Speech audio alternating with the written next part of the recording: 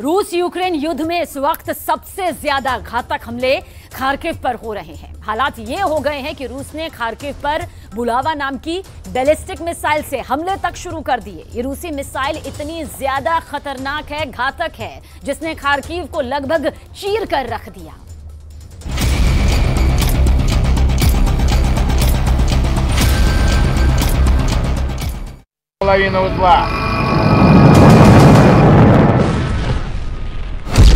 बुलावा मिसाइल ने खार्किव को चीर डाला। रूस यूक्रेन जंग को 811 से ज्यादा दिन हो चुके हैं।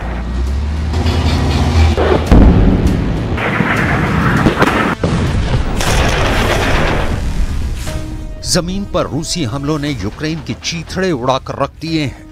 5वीं बार रूस का राष्ट्रपति बनने के बाद से अचानक रूस के हमले यूक्रेन पर 5 गुना तेजी से हो रहे हैं। जानकारों के मुताबिक 24 फरवरी 2022 के बाद से पहली बार रूस ने इतने भीषण हमले किए हैं।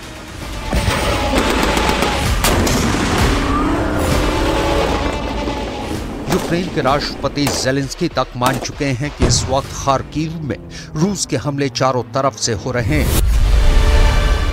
रूस के फाइटर जेट और ड्रोन यूक्रेन में घुसकर हमले कर रहे हैं। जमीन पर टैंक, पैदल सेना, तोपखाना और रूसी रॉकेट आर्मी ने यूक्रेनी सैनिकों की कमर तोड़कर रख दी है।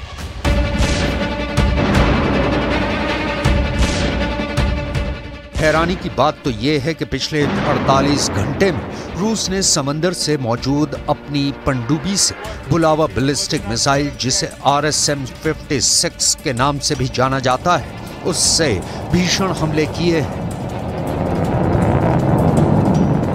हम आपको बताएंगे कि रूस ने खार्किव में कितने इलाके पर कब्जा कर लिया है, लेकिन उससे पहले ये जान लीजिए पुतिन ने अपनी बुलावा मिसाइल को कितनी दूरी से यूक्रेन पर हमला करने में इस्तेमाल किया है। रूसी मीडिया के दावों के मुताबिक बुलावा यानी RSM-56 एक ICBM है, जिसे पुतिन ने यूक्रेन के खिलाफ इस्तेमाल किया है।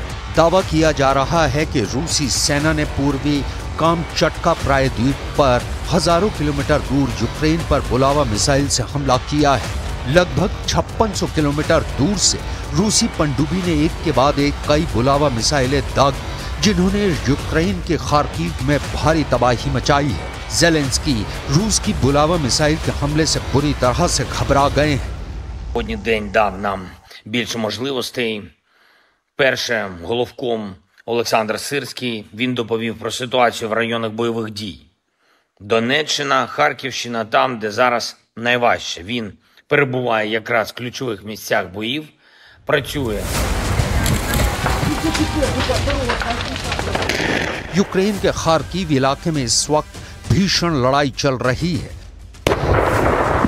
रूसी सेना ने पिछले हफ्ते इस इलाके पर हमला किया था।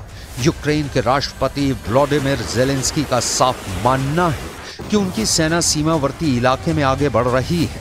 रूसी सेना को रोकने की कोशिश की है और दोनों सेनाओं के बीच भीषण जंग चल रही है।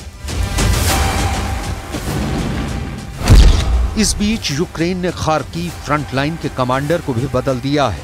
यूक्रेनी सशस्त्र बलों के commander in chief colonel general Alexander Syrskyi ने क्षेत्र की स्थिति को मुश्किल बताया है।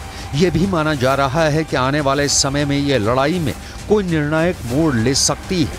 इधर यूक्रेन के लुकियांत्सी और वोवचेंस्क के कुछ इलाकों में रूस के हमले से बचने और यूक्रेनी सैनिकों की बचाने की कोशिश हो रही है।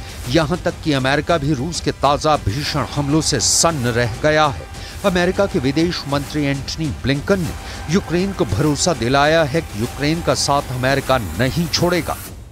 Putin is ramping up yet another offensive against Ukraine in Kharkiv and across the east, sending wave after wave of Russian soldiers, Iranian drones, North Korean artillery, and tanks, missiles, and fighter jets built with machines and parts supplied by China. The war zone की report के मुताबिक यूक्रेनी सशस्त्र बलों के general staff का दावा है कि रूस ने पिछले 24 घंटों में खार्किव क्षेत्र के 2 हिस्सों में कम से कम 22 हमले किए हैं। खार्किव क्षेत्र के गवर्नर के मुताबिक रूस जानबूझकर छोटे समूहों में हमला कर रहा है। वहीं रूसी रक्षा मंत्रालय का दावा है कि उसकी सेना ने कम से कम 4 बस्तियों के बाहर अपनी मजबूत पकड़ बना ली है।